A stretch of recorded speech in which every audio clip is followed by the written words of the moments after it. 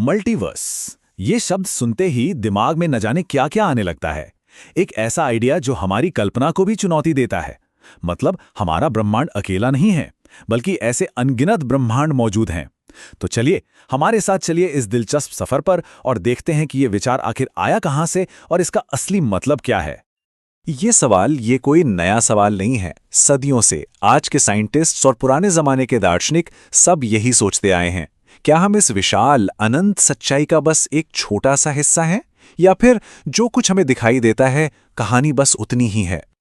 तो सबसे पहले ये समझना जरूरी है कि जब वैज्ञानिक मल्टीवर्स की बात करते हैं तो उनका असल में मतलब क्या होता है। आइए जरा देखते हैं कि आज का विज्ञान इस कमाल के आइडिया को कैसे देखता है।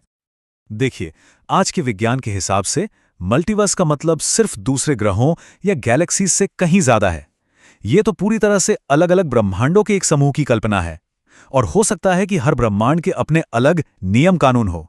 इसका मतलब ये हुआ कि हमारा पूरा का पूरा ब्रह्मांड इस विशाल कॉस्मिक चादर का बस एक छोटा सा धागा हो सकता है। और मजे की बात यह है कि मल्टीवर्स का कोई एक फिक्स्ड आइडिया नहीं है।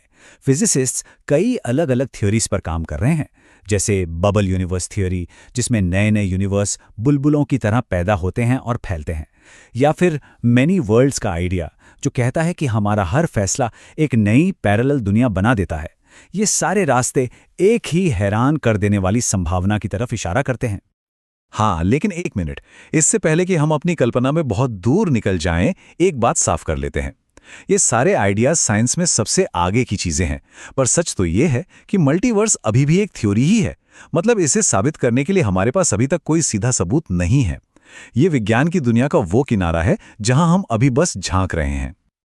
ओके, तो अभी तक हमने बात की मॉडर्न साइंस की, लेकिन अब कहानी में आता है एक जबरदस्त ट्विस्ट।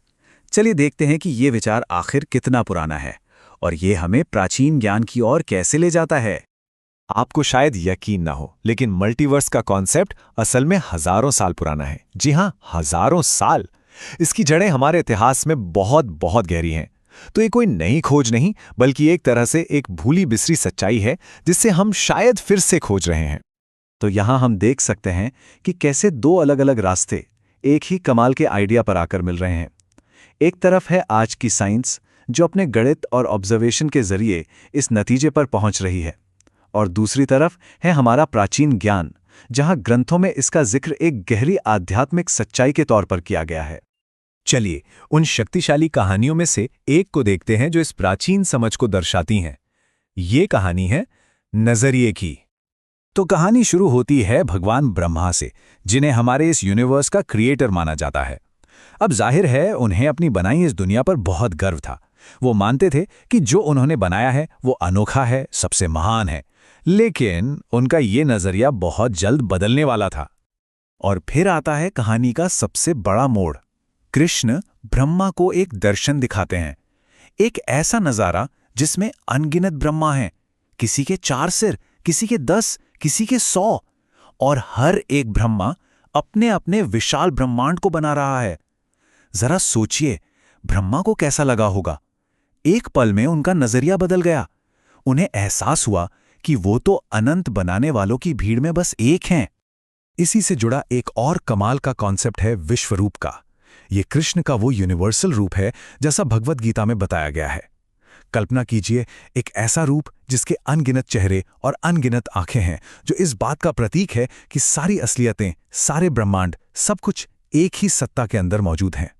तो चलिए अब इस पर आते हैं कि ये प्राचीन कथाएं आज की साइंस फिक्शन और थ्योरीज के साथ कितनी मिलती जुलती हैं। और यकीन मानिए, ये कनेक्शन वाकई चौंकाने वाला है। ये तुलना देखिए कितनी साफ है।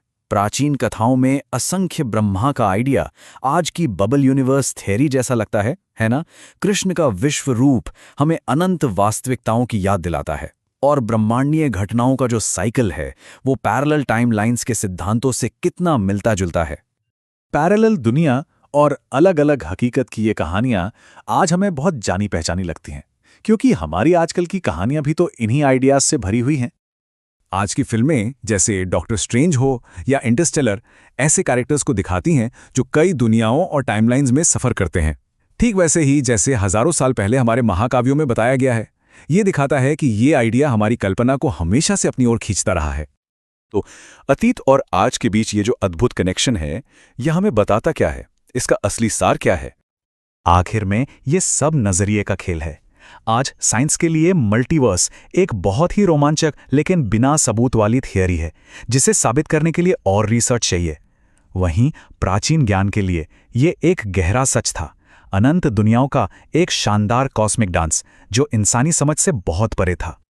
तो ये हमें इस सवाल पर छोड़ देता है, क्या मल्टीवर्स साइंस की एक नई सरहद है, या फिर एक ऐसा पुराना सच जिसे इंसानियत बस फिर से खोज रही है? ये एक ऐसा विचार है जो साइंस और स्पिरिचुअलिटी दोनों को चुनौती देता है और हमें इस ब्रह्मांड में अपनी जगह के बारे में फिर से सोचने पर मजबूर करता है।